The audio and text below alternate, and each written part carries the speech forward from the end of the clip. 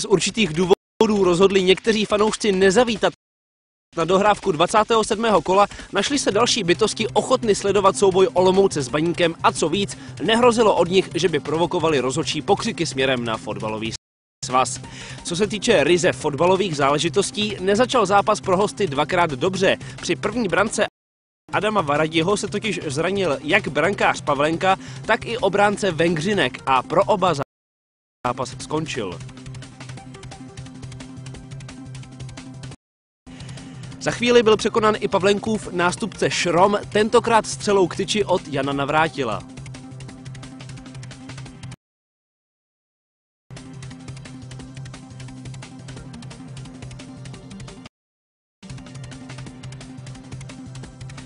Třetím gólem to pro Baník zavánělo po standardce Pospíšila, balón ale skončil na tyči.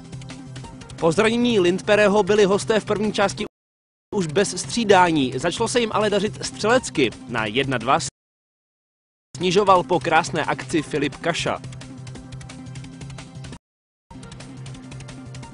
A hned na začátku části druhé se hlavou prosadil Vojtěch Štěpán a bylo tak srovnáno.